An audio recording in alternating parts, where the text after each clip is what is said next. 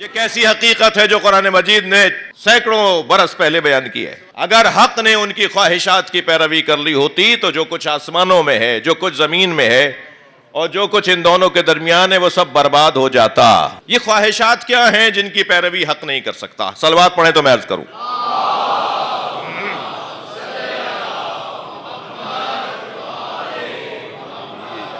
حق خواہشات کی پیروی نہیں کرے گا. کن کی خواہشات؟ اب یہاں پر اللہ نے باطل کا نام نہیں لیا ہے، اللہ نے حق کی شناخت کروائی ہے، مگر حق کے مقابل آنے والوں کو حیثیت ہی نہیں دی. جی ایک بڑی تعداد میں فورسز کے لوگ تشریف فرما ہیں. یہ قاعدہ ہے، نفسیاتی طریقہ ہے، یہ نفسیاتی جو ہے وہ حرب اور جنگ کا اصول ہے کہ دشمن کو اگر اہمیت دو گے تو گویا تم نے تسلیم کر لیا کہ تم کمزور ہو. دشمن کو اہمیت نہ دینا ہی تمہاری کامیابی ہے اور دشمن کو اہمیت نہ دینا ہی دشمن کی ناکامی ہے. لہذا یہ اللہ نے تو جتنا دشمن کو ذلیل کیا ہے اتنا شاید ہی کسی کو ذلیل کرنا آتا ہو. وَيُرِيدُونَ لِيُطْفِئُوا نُورَ اللَّهِ بِأَفْوَاهِهِمْ وَاللَّهُ مُتِمُّ نُورِهِ. کچھ لوگوں نے ارادہ کیا ہے کہ وہ اللہ کے نور کو اپنی پھونکوں سے بجھائیں، اور اللہ کا نور تو ہمیشہ باقی رہے گا. اللہ نے نور کے دشمن کو پھونکوں سے زیادہ نہیں مانا.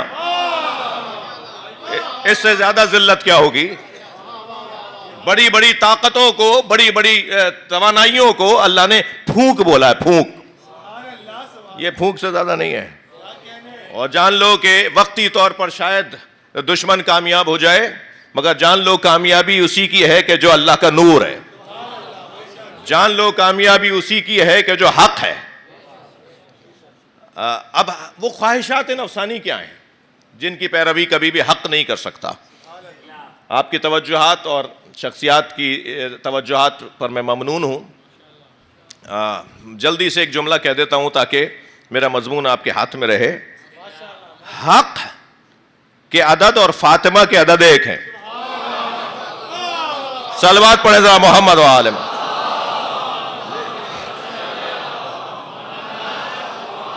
اور بلند صلوات سیدہ کی ذات پر ہے.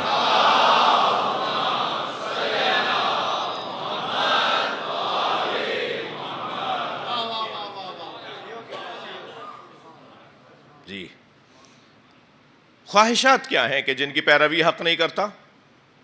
میں دو خواہشات تو ایسی ہیں کہ ہر خواہش میں دم نکلے. کیا ہے وہ مصرع؟ ہزاروں خواہش، ہزاروں، ڈاکٹر صاحب ہزاروں خواہشیں ایسی کہ ہر خواہش میں دم نکلے. دوسرا مصرع نہیں پڑھوں گا کہ غزل ہو جائے گی پھر، اور یہ ممبر ہے. تو خواہشات کی تو لسٹ ختم ہی نہیں ہوتی. اگر مشترکہ خواہشات کو نکالیں گے تو ابھی بڑی لمبی لسٹ بنے گی، اور ہر شخص کی علیحدہ علیحدہ خواہشات کی فہرست بنائیں گے تو پھر گنتی میں نہیں آئیں گی. تو خواہشات ان گنت بھی ہوں تو جان لیجئے کہ حق ان کی پیروی نہیں کرتا. مگر معاشرے میں چند موٹی موٹی خواہشات ہیں جن کے بارے میں آپ سے عرض کروں. مثلا ایک خواہش یہ ہے معاشرے کے اندر کہ ہماری تعداد زیادہ ہے، ہم کثرت میں ہیں، ہم زیادہ ہیں. اچھا، ہم زیادہ ہیں اس لیے حق ہے، ہم زیادہ ہیں اس لیے حق بجانے میں، ہماری بات مانو اس لیے کہ ہم زیادہ ہیں. یہ ایک خواہش نفسانی ہے. کبھی بھی، اچھا یہ فطری طور پر بھی ایسا ہی ہے بھائی، کثرت کو کبھی بھی معیار قرار نہیں دیا جا سکتا. اور قرآن مجید نے کثرت کو معیار قرار نہ دینے پر تو اتنا زیادہ کثرت پر گھمنڈ کرنے والوں کو ذلیل کیا ہے کہ جہاں ارشاد ہوا کہ اکثرہم لا یعقلون.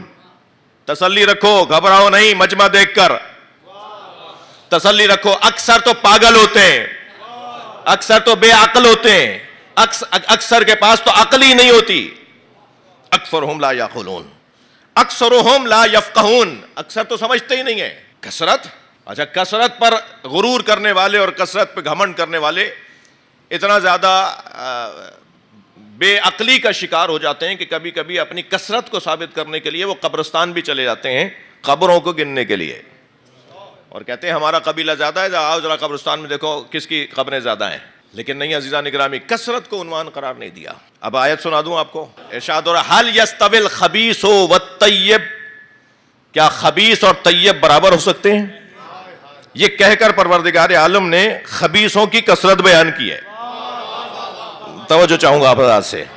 هل يستوي الخبيث والطيب ولو اعجبك کثرت الخبیث.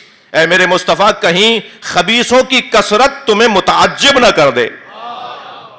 خبردار کثرت خبائث، خبیثوں کی کثرت سے روب میں مت آنا. پروردگار عالم نے کثرت خبثا، خبیثوں کی کثرت کو معیاری نہیں قرار دیا.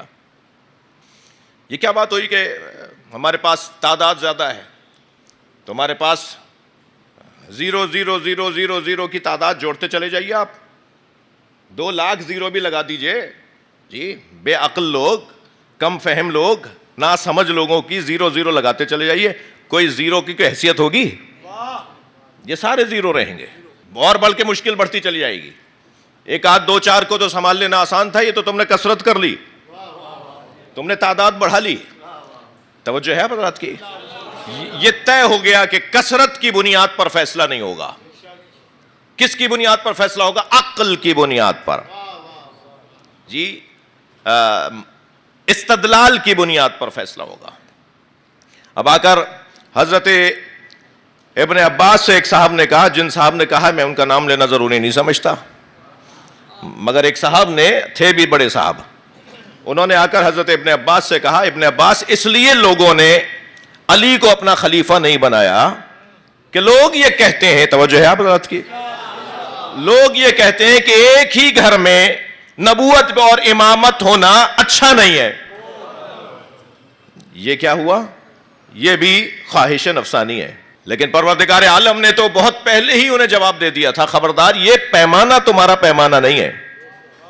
اس لیے ایک گھر میں نبوت اور امامت کا جمع ہونا یہ مذموم نہیں ہے. دیکھا جائے گا ایک گھر میں 2 قابل لوگ ہیں، اگر ایک گھر میں 2 قابل لوگ ہیں تو نبوت بھی ہوگی اور امامت بھی ہوگی. اگر یہ قاعدہ نہ ہوتا تو حضرت ابراہیم علیہ السلام کو جب اللہ نے امام بنایا، وَإِذِ ابْتَلَىٰ إِبْرَاهِيمَ رَبُّهُ بِكَلِمَاتٍ، جب ابراہیم کو ان کے رب نے کلمات کے ذریعے سے آزمایا، فَأَتَمَّهُنَّ، اور حضرت ابراہیم ان آزمائشوں میں کامیاب ہو گئے، تو اللہ کا اعلان ہوا اِنِّي جَاعِلُكَ لِلنَّاسِ إِمَامًا، اے ابراہیم میں تمہیں لوگوں کا امام بنا رہا ہوں. اگر ایک گھر میں نبوت کے ساتھ امامت کا جمع ہونا ناممکن ہوتا تو حضرت ابراہیم فوراً سوال نہ کرتے وَمِن ذُرِّيَّتِي، اور میری اولاد میں امامت، تو پہلے ہی بتا دیا جاتا ابراہیم یہ سوال ہی تمہارا درست نہیں ہے، ہم ایک گھر میں نبوت اور امامت کو نہیں رکھتے. لیکن انہوں نے فوراً مانگا کہ یا اللہ میری اولاد میں بھی امامت ہے، اور پروردگار عالم نے اعلان فرمایا وَجَعَلْنَا فِي ذُرِّيَّتِهِ إِمَامًا، اور ہم نے ابراہیم کی ذریت میں امامت کو قرار دیا، اور ہم نے ابراہیم کی ذریت میں نبوت کو قرار دیا. یعنی اس گھر میں نبوت بھی ہے اور امامت بھی ہے. یہ طے ہو گیا، یہ واضح ہو گیا کہ یہ کوئی قاعدہ نہیں ہے کہ ایک گھر میں 2 چیزیں نہیں ہو سکتی. دیکھا یہ جائے گا قابل ہے یا نہیں. اگر قابلیت نہیں ہے تو پھر اس بنیاد پر فیصلہ ہونا ہے کہ قابلیت نہیں ہے تو پھر کوئی منصب نہیں ملے گا. خواہشات نفسانی. عزیزان گرامی قرآن پکار کے کہہ رہا ہے وَلَوْ اتَّبَعَ الْحَقُّ أَهْوَاءَهُمْ لَفَسَدَتِ السَّمَاوَاتُ وَالْأَرْضُ، اگر حق نے ان کی خواہشات کی پیروی کر لی ہوتی تو زمین آسمان اور اس کے درمیان جو کچھ ہے سب برباد ہو جاتے. جملہ ہدیہ کرنے جا رہا ہوں، آپ کے توجہات بھرپور ہیں، میں آپ سے توجہ چاہوں گا، کچھ کہنے جا رہا ہوں. اگر آپ کے سامنے 1000 کتابیں بھی لا کے رکھ دی جائیں نا کہ ان میں لکھا ہوا ہے کہ مولا علی نے کسی کی بیعت کی تھی، تو ان 1000 کتابوں کو سمندر میں بہا دینا. قرآن کہہ رہا ہے آسمان رکا ہوا ہے، زمین ٹھہری ہوئی ہے. نہ آسمان گرا نہ زمین پھٹی، تو مانے کہ حق نے کسی کی خواہشات کی پیروی نہیں کی. حق عزیزان گرامی وہ اللہ کی طاقت کا نام ہے کہ جو اپنی صلاحیتوں کی بنیاد پر اپنے معیارات کی بنیاد پر اپنے آپ کو منواتا ہے. ہر زمانے میں ایسا ہی ہوا ہے. وقت بظاہر وقت اس کے خلاف جاتا ہے مگر آئندہ اسی کا ہوتا ہے. میں لفظوں کو اگر اور بدل کے کہوں کہ حق کے لیے ممکن ہے آج دشوار ہو، مگر حق کے لیے کل خوشگوار ہوتا ہے، مستقبل حق کا ہوتا ہے، کل حق کا ہوتا ہے۔ حق پر رہنا اصل معیار ہے، سچ پر رہنا اصل معیار ہے۔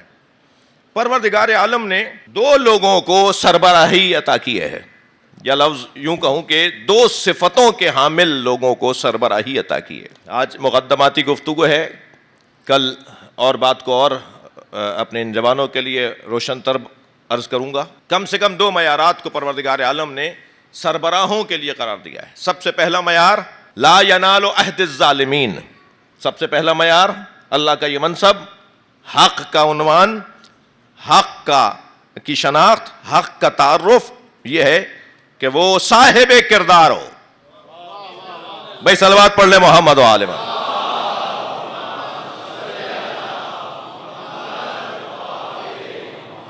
حق کا ایک معیار، حق کی ایک کسوٹی یہ ہے کہ جو حق کہلائے، جو حق کا عنوان پائے، اس کے لیے یہ بات بہت روشن ہے کہ وہ صاحب کردار ہو۔ صاحب کردار ہونے کا ایک اور نام بھی ہمارے ہاں استعمال ہوتا ہے، اور وہ ہے وہ عادل ہو۔ میں بات نیچے سے شروع کر رہا ہوں بھائی، یعنی کم سے کم حق کا معیار ہمارے درمیان بھی تو کسوٹی یہی ہے نا جی، عادل ہو۔ عادل ہونا ضروری ہے۔ اور عادل کسے کہتے ہیں؟ عادل اسے کہتے ہیں جو جس چیز کی جو جگہ ہو، جس چیز کا جو مقام ہو، جس شے کا جو مقام ہو، جس فرد کا جو مقام ہو، جس بھی چیز کا جو مقام ہو، وہ اس مقام پر اسے رکھتا ہو۔ یہ عدل کی تعریف کر رہا ہوں۔ اور عربی میں اس تعریف کو کہا گیا وضع الشیء علی محلہ، ہر شے کو اس کی اپنی جگہ پہ رکھنا۔ اب یہاں شے سے مراد ہرگز یہ نہیں ہے کہ شے سے مراد یہ مائک رکھنے کی یہ جگہ ہے تخت کے ساتھ اور ممبر کے ساتھ، اسے اگر فرض کریں وضو خانے میں جا کے رکھ دیا جائے تو یہ ناانصافی ہوگی، ظلم ہوگا نا۔ اس کی جگہ یہ ہے کہ اس کو یہاں ممبر کے ساتھ رکھا جائے یا تخت کے ساتھ رکھا جائے، تو ہمارے یہاں کثرت سے کہتے ہیں تخت کے ساتھ رکھا جائے، تو یہ اس کے لیے یہ عدل ہوگا اس کے حوالے سے۔ مگر یہ شے ممبر کہاں رکھا جائے گا؟ ممبر یہاں رکھا جائے گا، ممبر کہیں مین گیٹ کے اوپر تو جا کے نہیں رکھا جائے گا، اس کی جگہ نہیں ہے وہ۔ جوتیاں باہر اتاری جائیں گی، امام بارگاہ میں تو نہیں لائی جائیں گی، ٹھیک ہے۔ امامہ، ٹوپی، صافہ سر پہ رکھا جائے گا، ہر شے۔ اب یہ ساری چیزیں جو بے جان چیزوں کو ہم کہتے ہیں شے، لیکن یہاں شے سے مراد بے جان چیزوں میں ہی محدود ہو جانا نہیں ہے، بلکہ یہاں ہر شے یعنی ہر چیز یعنی ہر وجود، جی ہر وجود۔ ممبر پہ کون بیٹھے گا بھائی؟ جسے بسم اللہ بھی نہ پڑھنی آتی ہو وہ، یا جو کوئی قرآن کی تفسیر بیان کرنے کی کچھ صلاحیت تو رکھتا ہو، جی ممبر پہ کس کو بٹھایا جائے گا؟ تو یہ یہاں بٹھانا، وہاں اٹھانا، وہاں ہٹا دینا، وہاں جو ہے وہ منع کر دینا اور وہاں اجازت دے دینا، یہ ساری چیزیں وہ عدل کی تعریف میں آئیں گی۔ وضع الشیء علی محلہ، عدل۔ کہاں کیا بات کرنی ہے، کہاں کیا بات نہیں کرنی، کہاں کسے کیا کہنا ہے، کہاں کس کے لیے کھڑا ہونا ہے، کہاں کس کے لیے کھڑا نہیں ہونا۔ جی سرکار ہر ایک کے لیے تو نہیں کھڑے ہوتے تھے، جی یہ ضمناً بات آئی ہے۔ تو ہر شے کو اس کو اپنی جگہ پر بٹھا دیا جائے، رکھ دیا جائے، اسے عدل کہا جاتا ہے۔ معصوم تو 14 ہی ہیں، ایسا ہی ہے نہیں؟ مصطلح معصوم تو 14 ہی ہیں، یا عصمت کبریٰ پہ فائز ہستیاں تو صرف 14 ہیں۔ معصومین مانا کہ انبیاء بھی سارے معصوم ہیں، فرشتے بھی سارے معصوم ہیں، پھر ہم 14 ہی کیوں کہتے ہیں؟ ہم 14 اس لیے کہتے ہیں کہ ان سے بڑا معصوم کوئی نہیں ہے۔ عصمت کے درجات میں، کیفیات میں، عصمت کی شدت میں، عصمت کی گہرائی میں، عصمت کے وزن میں ان 14 سے زیادہ کوئی وزنی نہیں ہے، اس لیے ہم کہتے ہیں کہ یہ 14 معصوم ہیں۔ ورنہ جیسے میں نے عرض کیا فرشتے بھی معصوم ہیں، انبیاء بھی سارے معصوم ہیں۔ تو عدل، اور پھر ہر شے کو اس کی ضد سے پہچانا جائے گا۔ توجہ میرے ساتھ ہے آپ کی؟ یہ عدل کو پہچاننے کے لیے عدل کی جو ضد ہے اس پر تبصرہ کیے بغیر عدل سمجھ میں نہیں آئے گا۔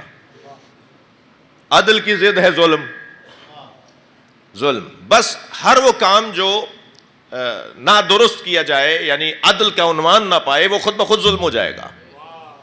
مثلا آپ یہ جو میں نے مثالیں دی، اگر وہ کام انجام دیا جائے تو یہ ظلم کہلائے گا. یہ مائک اگر وضو خانے میں جا کے رکھ دیا جائے تو یہ ظلم ہوگا. جی وہ جوتیاں اگر امام بارگاہ میں لے آئیں تو یہ ظلم ہوگا. یہ ممبر اگر دروازے پہ لے جا کے رکھ دیا جائے تو یہ ظلم ہو جائے گا. اور اس کو اپنی جگہ رکھ دیں تو یہی عدل ہو جائے گا. اسی لیے مجھے اس ملنگ سے بھی پیار ہے جو ڈنڈا کنٹھا کلابا جی گلے میں ہار پھول ڈال کے بازاروں میں آوازیں لگاتا ہے. آج نہیں کل سب علی علی کہیں گے. وہ حقیقت بولتا ہے. البتہ جہاں میں مولوی تبلیغ کے لیے نہیں پہنچ پاتا وہاں وہ ملنگ پہنچ جاتا ہے. لہذا اس کا بڑا کام ہے. وہ تانے بھی سنتا ہے، وہ تشنیع بھی سنتا ہے، وہ چپتے ہوئے جملے بھی سنتا ہے، وہ دھتکارا بھی جاتا ہے، وہ جی اسے دھکے بھی دیے جاتے ہیں، اس کی توہین بھی ہوتی ہے، مگر اس کی نگاہ میں صرف علی ہوتے ہیں، صرف علی ہوتے ہیں. ایک صلوات پڑھ لیں محمد و آل محمد.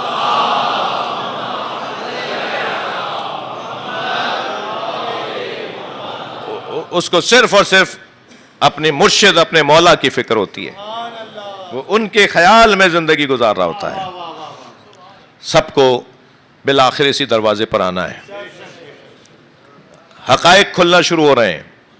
مجھے امام کے ظہور کی خوشبو آ رہی ہے. حقائق کھلنا شروع ہو رہے ہیں.